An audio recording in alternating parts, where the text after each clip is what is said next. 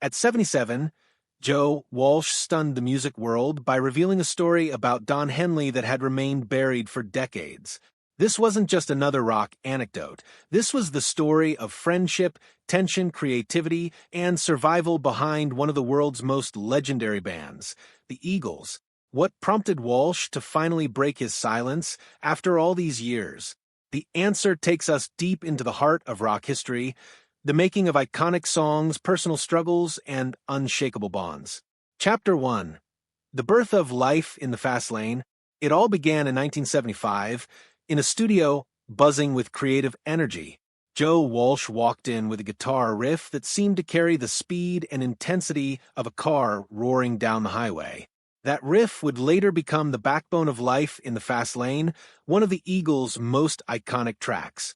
But few fans knew that Don Henley, the band's lead vocalist and the meticulous creative mind behind much of the Eagles' songwriting, initially resisted it. Walsh remembered a 2013 interview with Rolling Stone where he said, "Don watched me play that riff and said, 'That's too wild, Joe. It doesn't fit the Eagles' style.'" What followed was a creative clash, weeks of tension, but also the spark of brilliance. Walsh's improvisational, free-spirited rock style collided with Henley's pursuit of depth and narrative. Glenn Frey, co-founder of the band, found himself mediating, encouraging Henley to see the potential in Walsh's wild riff. "This riff is gold. Let Joe do what he's great at," he reportedly said.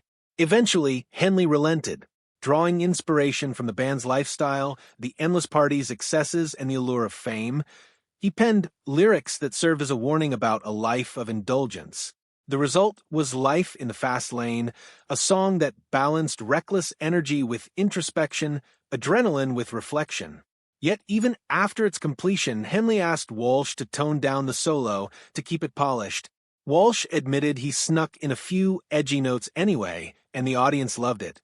That small act of rebellion became a defining feature of the song and foreshadowed future clashes, but it also revealed the creative chemistry that made the Eagles extraordinary. Chapter 2. A Life-Saving Bond. The 1990s brought darker challenges. Joe Walsh found himself struggling with addiction, a shadow threatening to engulf both his career and his life. Drugs and alcohol had dimmed the brilliance of the man who once electrified stadiums with his guitar. In those bleak moments, it was Don Henley, stoic, demanding, yet deeply loyal, who extended a lifeline. Walsh recounted in a 2017 interview, "Don and Glenn saved me. Without them, I wouldn't be here today." Their intervention was not just words. Henley insisted that Walsh either get sober or step away from the Eagles entirely. There was no room for negotiation.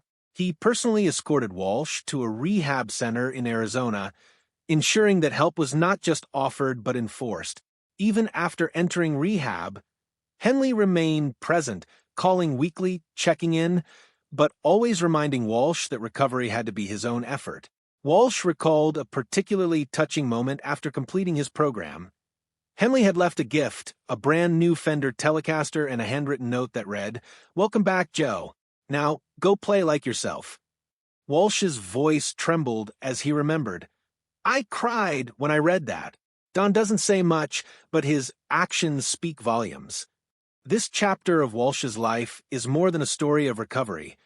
It's a testament to Henley's humanity, his loyalty, and his ability to combine tough love with genuine care. Chapter 3.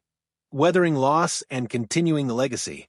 In January 2016, the Eagles suffered an irreplaceable loss when Glenn Frey passed away.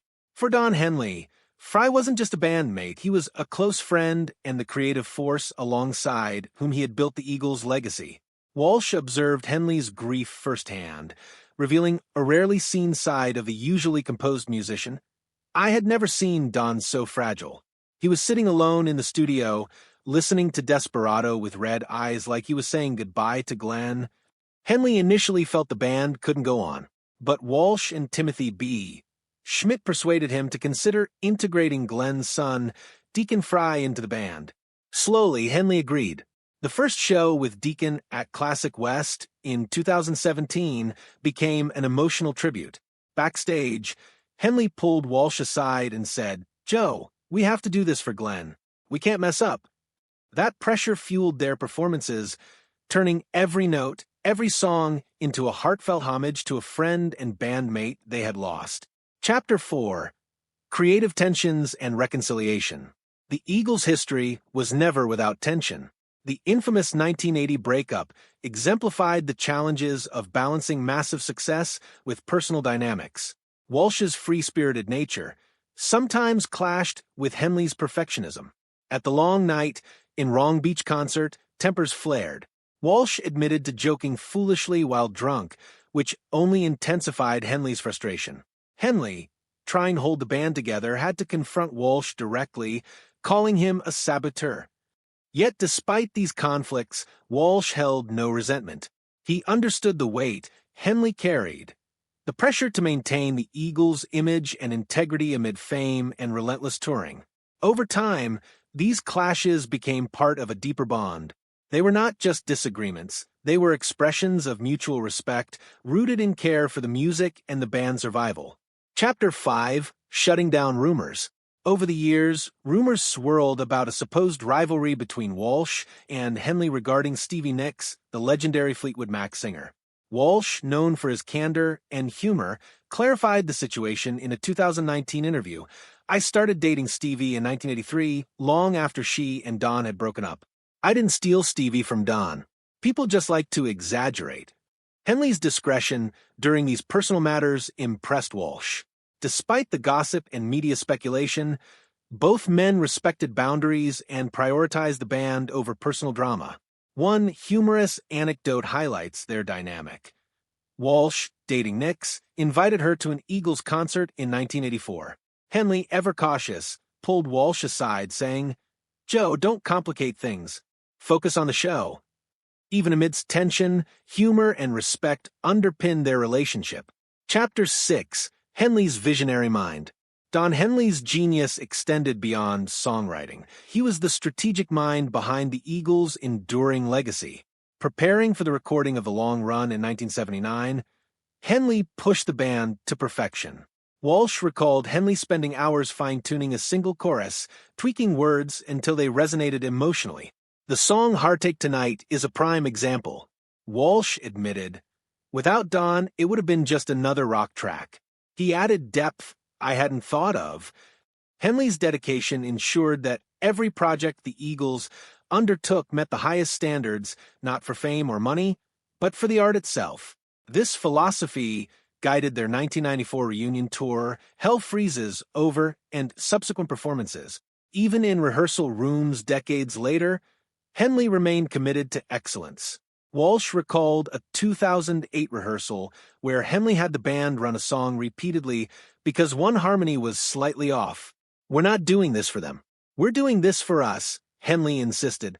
It's this level of devotion that preserved the Eagles' authenticity and cemented their place in music history. Chapter 7: Life Today. Today, Joe Walsh and Don Henley live lives shaped by both history and wisdom. Walsh, more than 30 years sober, enjoys life in Los Angeles with his wife Marjorie Bach, who is connected to the Beatles' legacy. He continues to perform with the Eagles, though tours are shorter to protect his health, and he pursues hobbies such as amateur radio and charity work, particularly for homeless veterans through Vets Aid. Henley lives more privately in Dallas, Texas, with his wife Sharon Summerall and their 3 children. He remains deeply involved with the Eagles' music, ensuring that every performance maintains the band's legendary standard. Beyond music, Henley is active in social and environmental causes, co-founding the Walden Woods Project to preserve historic land and support music education. Together, they exemplify loyalty, resilience, and the power of forgiveness. From explosive guitar riffs to moments of redemption, from fierce clashes to enduring brotherhood, the bond between Walsh and Henley tells a story far beyond rock stardom. It's a story about friendship, trust, and the unyielding pursuit of excellence. Conclusion: Joe Walsh's revelations offer a rare glimpse into Don Henley's humanity. The man behind the voice, the perfectionist, the loyal friend. They remind us that rock legends are more than their hits. They are people who navigate conflicts, heartbreak, addiction, and loss, and yet find ways to create art that lasts a lifetime.